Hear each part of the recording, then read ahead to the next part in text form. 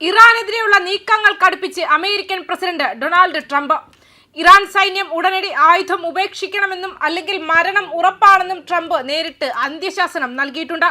സമുദ്രമധ്യത്തിൽ Iran നാവികസേനയുടെ പടക്കപ്പലായ IRIS ദേനയ്ക്ക് നേരെ American അന്തർവാഹിനി നടത്തിയ മാരകമായ ടോർപിഡോ ആക്രമണത്തിന് പിന്നാലെയാണ് ട്രംപിന്റെ ഈ ഞെട്ടിക്കുന്ന പ്രസ്താവന വന്നിരിക്കുന്നത്. ശ്രീലങ്കൻ തീരത്തിന് സമീപം വെച്ചാണ് ഇറാൻ പടക്കപ്പലിന് നേരെ ആക്രമണം ഉണ്ടായത്. ആക്രമണത്തിൽ കപ്പലിലുണ്ടായിരുന്ന ഏകദേശം 87ഓളം ഇറാനിയൻ നാവികർ കൊല്ലപ്പെട്ടതായാണ് പുറത്തുവരുന്ന വിവരങ്ങൾ. ഇതിനിടെയാണ് ഇറാൻ സൈന്യത്തിന് മേൽ സമ്മർദ്ദം ചെലുത്തിക്കൊണ്ട് ട്രംപ് രംഗത്തെത്തിയത്. ഇനി ചർച്ചകൾക്കില്ല, ഒന്നുകിൽ കീഴടങ്ങുക അല്ലെങ്കിൽ നാശത്തിന് തയ്യാറെടുക്കുക എന്ന കർക്കശമായ നിലപാടാണ് ട്രംപ് സ്വീകരിച്ചിരിക്കുന്നത്. റഷ്യൻ എണ്ണക്കപ്പലുകൾക്ക് ഇന്ത്യക്ക് ഇളവ് നൽകിയതിനും ക്യൂബയ്ക്കെതിരെയുള്ള ഭീഷണി മുഴക്കിയതിനും പിന്നാലെ ഇറാനെ നേരിട്ട് ലക്ഷ്യം വെച്ചുള്ള ഈ നീക്കം ആഗോള രാഷ്ട്രീയത്തിൽ വലിയ ചലനങ്ങൾ സൃഷ്ടിക്കും.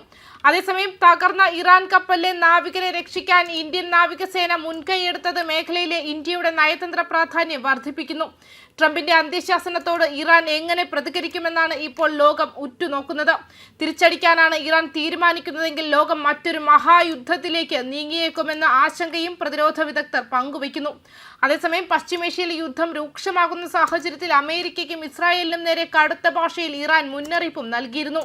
അമേരിക്കൻ സൈന്യം കരയുദ്ധത്തിന് മുതിർന്നാൽ അത് അവർക്ക് വലിയ ദുരന്തമായി മാറുമെന്നാണ് ഇറാനിയൻ വിദേശകാര്യമന്ത്രി അബ്ബാസ് അരാക്ചി NBC ന്യൂസിന് നൽകിയ അഭിമുഖത്തിൽ വ്യക്തമാക്കിയത്.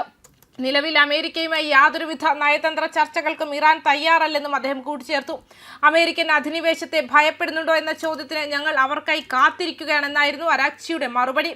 യുദ്ധം ആഗ്രഹിക്കുന്നില്ലെങ്കിലും ഏത് അടിയന്തര സാഹചര്യത്തെയും നേരിടാൻ രാജ്യം പൂർണ്ണ സജ്ജമാണെന്ന് അദ്ദേഹം പറഞ്ഞു. ചർച്ചകൾ നടക്കുമ്പോഴും അമേരിക്ക ആക്രമണം നടത്തിയ മുൻകാല അനുഭവങ്ങൾ ചൂണ്ടിക്കാട്ടി സമാധാന നീക്കങ്ങളിൽ അമേരിക്കയ്ക്ക് സത്യസന്ധതയില്ലെന്നും അതിനാൽ അവരെ വിശ്വാസമില്ലെന്നും അദ്ദേഹം തുറന്നടിച്ചു. പരമോന്നത നേതാവ് അയത്തുള്ള അലി ഖമേനിയുടെ മരണത്തിന് ശേഷവും ഇറാൻ ഭരണകൂടം സുസ്ഥിരമാണെന്ന് അദ്ദേഹം അവകാശപ്പെട്ടു. കൊല്ലപ്പെട്ട സൈനിക കമാൻഡർമാർക്ക് പകരം പുതിയ ആളുകൾ ചുമതലയേറ്റിട്ടുണ്ട്.